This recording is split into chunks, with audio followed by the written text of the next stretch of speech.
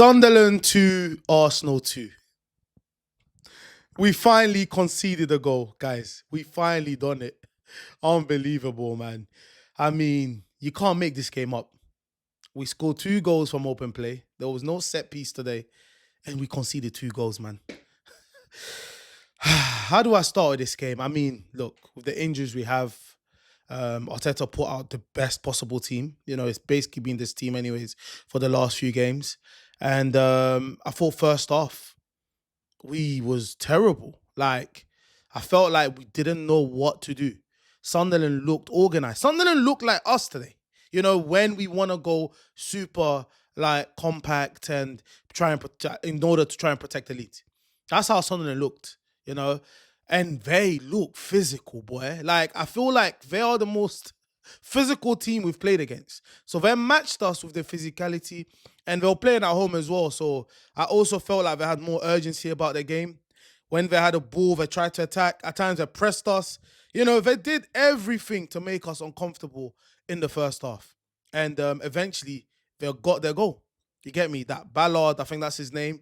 I mean, the centre-back who soldiered through our defense to score that goal, bruv. Like, and you don't see us conceding goals like this. Normally, we are the bullies. And I felt like Sunderland today, they had the bullies. You know, we all know Shaka already and what he brings, you understand? He's got the physicality as well. They had a lot of people, even like Mukwele as well, who used to play for PSG. He's physically strong.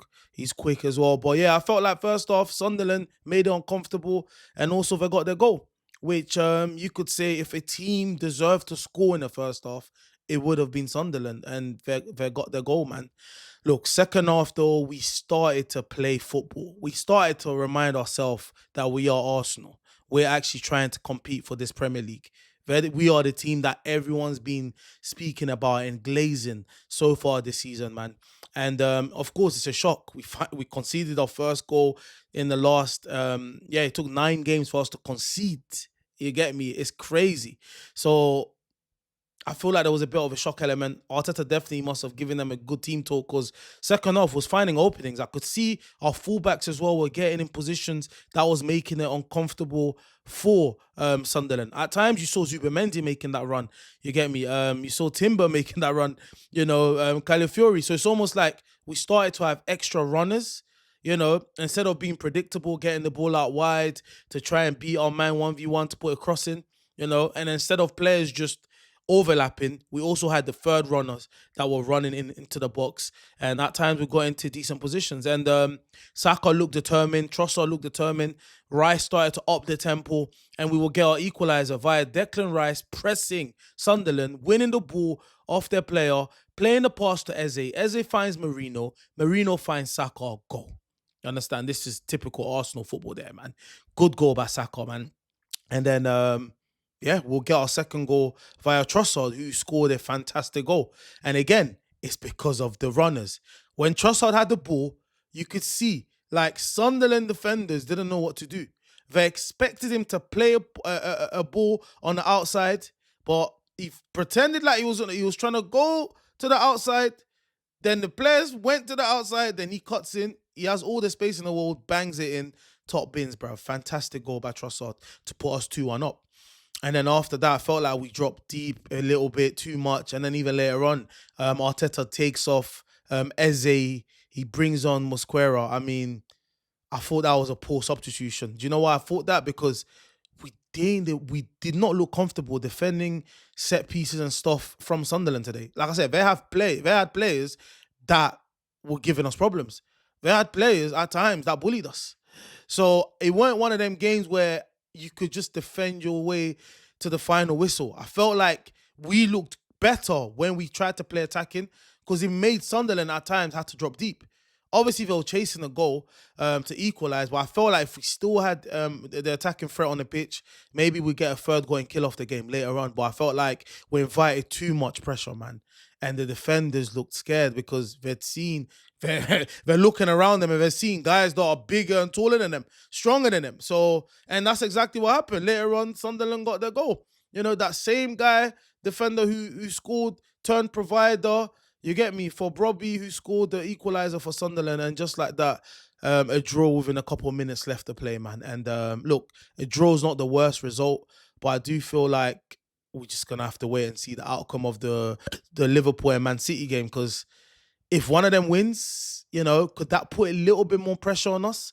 Obviously, right now, there's injuries and stuff. There's some players coming back. International weekends come around the right time. But, however, had we won today, City and Liverpool would have gone into that game tomorrow with a different mindset. Now, both have belief.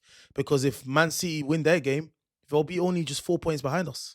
If Liverpool win, they'll be 5 points behind us. Obviously, we're still in a very good position, considering the amount of games being played so far. There's still a lot of games to go anyways. It's not like the title was already decided, but it would have been good to keep that gap, of 6 and 7 points ahead of like Liverpool and City for much longer, innit? But it is what it is. We'll see the outcome of the game tomorrow. But I do feel like today, yeah, Sunderland gave us our toughest game by far.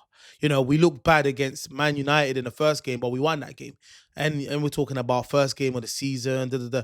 But at this stage of the season where we've been playing well, we've been, getting clean sheets after clean sheets, and then to concede two today and seeing Sunderland make us down comfortable, it shows why they've been around top two, top three in the Prem for most of the season, because they are a very, very good organized team with the physicality, and also they're ambitious. They don't just sit back.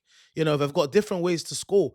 They will unsettle you with set pieces themselves as well, and they've got some very good players on the ball as well. So yeah, man, not the easiest of games, but not the worst results either. Because like I said, we just took a point against playing away against a side that's also one of the informed teams in the Premier League, man. But yeah, man, it is what it is. So yeah, we'll just hate watch tomorrow. But I do feel Arteta should learn from this to know that if we're playing against teams that are also dangerous from set piece or are relying on that too, then we have to keep our attacking options on the bench. I mean, on the pitch, because you never know, man. If about one goal difference is not enough to protect the lead, unless we're facing a side that we know.